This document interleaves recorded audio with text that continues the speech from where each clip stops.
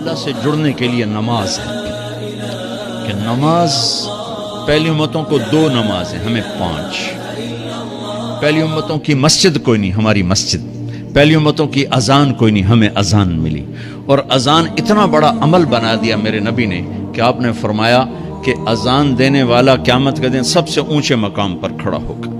حضرت علی فرمایا کرتے تھے کاش میں اللہ کے نبی سے حسن حسین کے لیے مسجد نبوی کی اذان مانگ لیتا، یہ حضرت علی فرمایا کرتے تھے۔ اور جنگ قادسیہ میں مؤذن زخمی ہو گیا تو اذان دینے کے شوق میں سردار آپس میں الجھ گئے، کہتا میں دوں گا، کہتا میں دوں گا۔ پھر قرہ اندازی ہوئی، جس کا نام نکلا اس نے اذان دی۔ حضرت عمر فرمایا کرتے تھے اگر میں امیر المومنین نہ ہوتا، اگر میں خلیفہ وقت نہ ہوتا تو میں مسجد نبوی کا مؤذن بننا پسند کرتا۔ کسی کو اذان نہیں ملی، ہمیں اذان۔ پہلا مؤذن بلال بنا، پہلے مؤذن اللہ نے بلال کو یہ عزت عطا فرمائی۔ دنیا میں یہ ہے اور آخرت میں یہ ہے کہ میرے نبی نے فرمایا کہ جب جنت میں جانے کا وقت آئے گا نا تو جنت کی میرے لیے سواری لائی جائے گی، میں اس سواری پہ بیٹھوں گا تو اس کی جو وہ رسی ہوگی نا وہ ایسے نیچے گر جائے گی، نیچے گرے گی۔ اس رسی کے یعنی اس کی جو لگام ہوتی ہے نا وہ نیچے گرنے کا مطلب ہے یہ ایسے نیچے گر گئی۔ اب نیچے گرنے کا مطلب ہے کہ اس کی ڈرائیونگ میرے نبی نے نہیں کرنی، کوئی آنے والا ہے، کوئی ڈرائیور آنے والا ہے جو رسی پکڑ کے چلے گا، کوئی کوچبان آنے والا ہے جو اس کو پکڑ کے چلے گا۔ رسی کا گرنا ایک انڈیکیشن ہے کہ کوئی نصیب والا اب آئے گا۔ جب آپ کی سواری کھڑی ہوگی، رسی نیچے ہے تو اب سب کی گردنیں ایسے ہوں گی، کون؟ سب قیاس کر رہے کون کون کون؟ اللہ کی طرف سے اعلان ہوگا بلال کو بلایا جائے، بلال بلال۔ تو بلال آپ کی سواری کی لگام پکڑیں گے اور آپ نے فرمایا کہ سب سے پہلے میں جنت میں جاؤں گا اور بلال میرے ساتھ ہوگا، میری سواری کی لگام پکڑے ہو جائے گا۔ تو ہمیں اذان ملی، کسی امت کو اذان نہیں ملی۔ ہمیں 5 نمازیں ملی، کسی امت کو نمازیں نہیں۔ 2 نمازیں، ایک فجر کی 2 رکعت، عصر کی 2 رکعت۔ باجماعت نہیں، ان کو اپنی کتاب یاد نہیں، ہمیں قرآن یاد ہے۔ میرے مدرسے میں ایک بچہ اب ماشاءاللہ امریکہ میں وہ پڑھا رہا ہے، اس نے 30 دن میں قرآن یاد کیا۔ صبح یاد کرتا تھا، شام کو تراویح میں سناتا تھا۔ میرے مدرسے کا بچہ ہے، صبح بیٹھ کے مغرب تک پورا ہے سپارہ یاد کر کے اور عشاء کو تراویح میں سنا دیتا تھا۔ اللہ نے میں ایسا قرآن دے دیا کہ 1 مہینے میں بھی یاد ہو جاتا ہے۔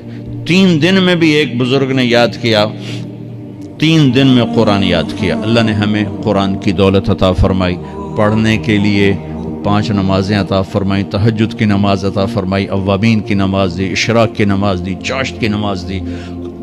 نماز کے کتنے دروازے کھول دیے۔ اور میرے نبی کی آخری نصیحت تھی میری امت نماز نہ چھوڑنا، نماز نہ چھوڑنا، نماز نہ چھوڑنا۔ اور اس 14 صدی میں کوئی موقع ہے نماز چھوڑنے کا تو وہ میرے نبی کے نواسے کی کربلا کا ہے کہ جب ظلم بھی انتہا پر تھا اور مظلوم بھی اپنی آخری حدوں پر تھا، اور کائنات نے نہ ایسا ظلم دیکھا، نہ ایسے مظلوم دیکھے، نہ ایسی پاکیزہ ہستیاں دیکھی، نہ ایسے درندے دیکھے۔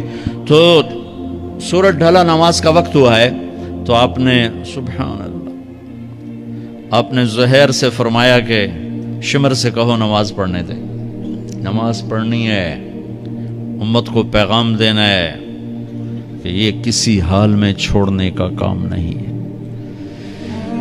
تو انہوں نے آگے بڑھ کے شمر سے کہا نماز پڑھنے دو، انہوں نے کہا نہیں نماز نہیں پڑھنے دیں گے، ہماری تلوار چلے گی۔ انہوں نے واپس آ کر کہا جی وہ کہہ رہے ہیں ہم جنگ نہیں روکیں گے، تلوار چلے گی۔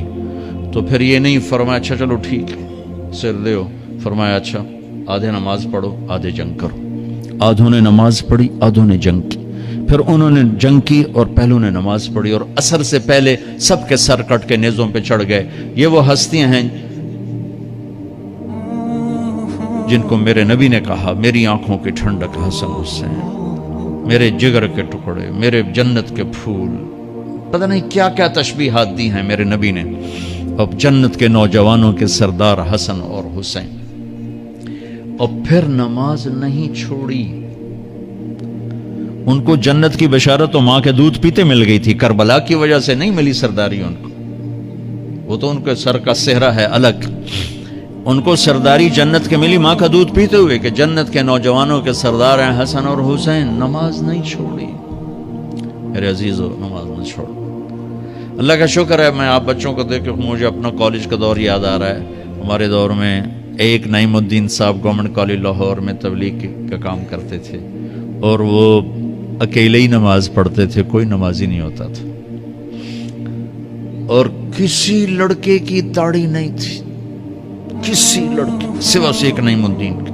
اب ہر کالج میں جائے داڑھیوں والے بچے نظر آتے ہیں، ٹوپیوں والے بچے نظر آتے ہیں، کوئی لڑکی کے سر پہ دوپٹہ نہیں ہوتا تھا، کوئی ایجوکیشن تھی۔ اب لمز جیسی یونیورسٹی میں بھی لڑکیاں پورے برقعے میں ہوتی ہیں، حجاب میں ہوتی ہیں، نقاب میں ہوتی ہیں۔ جہاں برائی کا گراف اوپر گیا تو نیکی کا بھی اوپر گیا، جہاں برائی کا لیول اگر بڑھا ہے تو نیکی کا لیول بھی بڑا ہے۔ اتنا بڑا میری نسل کا مجمع اللہ کی بات سن رہا ہے، یہ اس دور میں کوئی تصور نہیں کر سکتا تھا۔